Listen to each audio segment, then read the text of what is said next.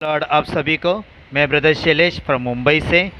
और जैसे कि मैंने स्टेटस पर और फेसबुक पर मैंने डाला था कि एक अद्भुत विषय, एक अद्भुत मैसेज आपके सामने रखने जाऊंगा और जो यूट्यूब पर अपलोड होगा इसे आप दूसरों को भी शेयर कर सकते हैं, लिंक फॉरवर्ड कर सकते हैं। और साथ ही साथ जो ये वीडियो पहली बार देख रहे हैं, जो ये मैसेज को पहली बार सुन रहे हैं, वो सब्सक्राइब करें। अगर अच्छा लगे तो प्रभु को महिमा दें। लेकिन ज़्यादातर ये मैसेज विश्वासी लोगों के लिए हैं और मैं दुआ करता हूँ, आशा करता हूँ, विश्वास करता हूँ कि इस संदेश को आप ज़रूर दूसरों को शेयर करोगे या तो आप खुद प्रचार करोगे। हालेलुया। तो संदेश ऐसा है, यानी बात ऐसी है जैसे कि आज मैं मुंबई में रहता हूँ, तो आप मुंबई शहर में तो जानते हैं कि कितना ट्रैफिक होता है, कितने लोगों का समय वहाँ पे जाता है।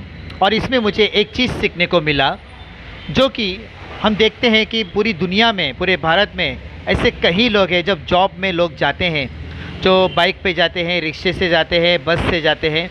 मोस्टली लोग बस और ट्रेन से जाते हैं, लेकिन उसमें भी कितना धक्का धुक्की खाके, यानी कितनी मेहनत करके लोग अपने जीवन में सक्सेस पाते हैं। जॉब के लिए या हर चीज़ को कोई लाना है, कुछ चीज़ को लाना है या कोई चीज़ों को पहुंचाना है, फिर चाहे वो बड़ी से बड़ी कंपनी भी क्यों ना हो, उनको भी, कोई भी हो, चाहे बड़ा करोड़पति हो या छोटा व्यक्ति हो या छोटा जॉब करने वाला हो, हर एक को धक्का खाना पड़ता है। यानी हर एक को धक्का खाना पड़ता है। धक्का मारकर ही वो अपने जीवन में, जॉब में सक्सेस पाता है, हर चीज़ में सक्सेस पाता है। मेरा कहना यही है कि प्रभु का राज्य को बढ़ाने के लिए भी आसान नहीं है मेरे प्यारों। उसमें मेहनत करना बहुत ज़रूरी है, लेकिन कई बार हमारी मेहनत में हम फेल क्यों होते पता है? हम मेहनत करते लेकिन फेल हो जाते। पता है क्यों? क्योंकि सामने वाले को हम पूरी तरह से समझ नहीं पाते हैं। हालांकि उसको समझने के लिए सिर्फ प्रभु ही समझ सकता है, लेकिन जिसके अंदर पवित्र आत्मा है, जिसके अंदर प्रभु का आत्मा है, जिसके अंदर प्रभु की बातें हैं, वो व्यक्ति सामने वाले को बराबर से पहचानेगा। किस बात के लिए? उसके मन में क्या चल रहा है वो बातें नहीं, लेकिन उसके जीवन में क्या प्रॉब्लम है और वो प्रॉब्लम से कैसे आज़ाद हो सकता है, वो कौन से अंधकार में है, उस अंधकार से वो कैसे बाहर निकल सकता है। इस विषय में हम उनके साथ बहुत गहराई से उनके साथ बात कर सकते हैं, उनके लिए मेहनत कर सकते हैं। आपको पता है, एक व्यक्ति को जीतने के लिए बहुत मेहनत करनी पड़ती है। आप एक व्यक्ति को अगर मजबूत तरीके से आप उसको जीत लेते हो, उसको प्रभु के राज में लाते हैं, तो उसके द्वारा कहीं लोग उद्धार पाएंगे, आपके द्वारा भी कहीं लोग उद्धार पाएंगे। क्योंकि परमेश्वर ने हमें इसी काम के लिए चुना है। लेकिन प्रॉब्लम कहाँ पर है? हम मेहनत नहीं करते हैं। हाँ, हम लोग न्याय बराबर करते हैं, वो ऐसा है, वो वैसा है, ठीक है, वो वैसा है, वो ऐसा है। लेकिन जब हम प्रभु में नहीं थे तब हम कैसे थे और अब कैसे हैं? जो अभी हम हैं, क्या पहले हम थे वैसे? नहीं। हमें भी कोई जब सुसमाचार दिया तो उसने अपना कीमती समय दिया, उसने अपनी मेहनत ली। वो अगर मेहनत नहीं लेता तो आज हम हम उद्धार नहीं पाते, हम प्रभु के राज में नहीं आते। अच्छा, प्रभु को पूरी तरह से समझने के लिए, यानी प्रभु को जानने के लिए, हम आज जो विश्वासी है, मजबूत विश्वासी है, क्या हम एक ही दिन में विश्वासी बन गए? नहीं। हम एक ही दिन में पूरी तरह से उद्धार पाए? नहीं। हमने केवल विश्वास किया, लेकिन जब हमने पूरी तैयारी की, हर संडे प्रार्थना में जाना, बाइबल पढ़ना, प्रार्थना करना, लोगों से मिलना, लोगों से संगति करना, हमें संगति जब जैसे मिली तब हमने प्रभु का स्वभाव हमारे अंदर आया। आज हम प्रभु से प्यार तो करते हैं, प्रभु की आराधना भी करते हैं, बाइबल भी पढ़ते हैं, प्रार्थना भी करते हैं, लेकिन जो प्रभु चाहता है वो हम नहीं कर रहे। तो ये सब कुछ व्यर्थ है ना मेरे प्यारों। हम प्रभु से प्यार करते हैं ना, तो उसकी बातों को भी समझना ज़रूरी है। वचन पढ़ते, लेकिन वचन को पढ़ते तो वैसे चलते नहीं है। जबकि लिखा गया है मत्ती 28 का 18, 19, 20 कि मेरे राज्य का सुसमाचार सारे जगत में जाके सुनाओ और उनको पिता, पुत्र, पवित्र आत्मा के नाम में बपतिस्मा दो, उनको चेला बनाओ, उनको मेरी आज्ञा मानना सिखाओ। ये चारों चीज़ें हम विश्वासी के ऊपर लागू होता है, लेकिन हम मेहनत नहीं करते। आज आप देखो, घंटों घंटों तक लोग ट्रैफिक में फंसते हैं, एक घंटा, डेढ़ घंटा ट्रैफिक में बिताकर अपने जॉब तक जाते हैं। आप लोग भी मेहनत करते हैं, हम भी मेहनत करते हैं, लेकिन मेहनत करके हम अपनी शारीरिक उन्नति पाते हैं, लेकिन आत्मिक उन्नति नहीं पाते। लेकिन एक चीज़ हम देखते हैं, जो संसार के लोगों के जीवन में जितने प्रॉब्लम्स हैं ना, उससे कहीं ज़्यादा प्रॉब्लम विश्वासी लोगों के जीवन में होता है, और उनका कुड़कुड़ कुड़कुड़ कुड़कुड़ कुड़ चालू रहते हैं, मेरे पास ये नहीं है, मेरे पास वो नहीं है, प्रभु मुझे ये दे दे, प्रभु मुझे वो दे दे।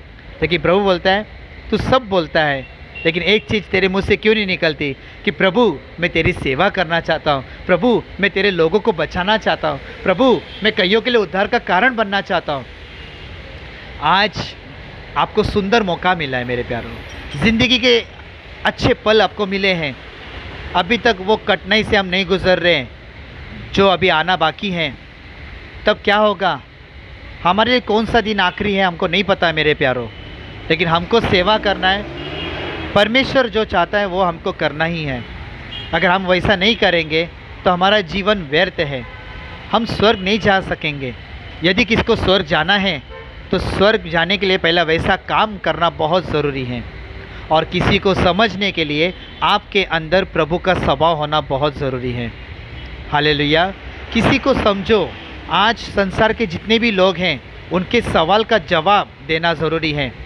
हो सकता है हमारे पास आने के लिए, प्रभु के राज में आने के लिए उनके पास कहीं सवाल है, कहीं क्वेश्चंस हैं, कहीं कन्फ्यूजन है, लेकिन हमारे पास भी कुछ कम नहीं है। हमारे पास भी बहुत सारे सवाल का जवाब हैं जो हम उनको दे सकते हैं।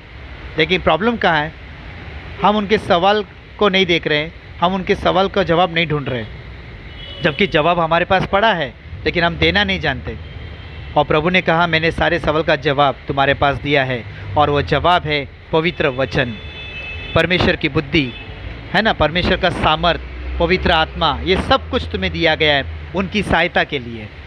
तो आपको उनकी सहायता करनी है, आपको उनके उद्धार पाने के लिए आपको काफ़ी मेहनत करनी है, आपको काफ़ी घंटे तक। देखो प्रभु चाहता तो तुम्हारे से 24 घंटा भी ले सकता था, लेकिन उसको पता है कि एक व्यक्ति, एक इंसान 24 घंटा या 12 घंटा उसकी सेवा में नहीं दे सकता, लेकिन अपने जीवन से करीबन 2 या 3 घंटा आप सेवा कर सकते हैं, आप प्रभु की सेवा कर सकते हैं, आप लोगों तक पहुंच सकते हैं। क्या आप इतना भी नहीं कर सकते? हालेलुया।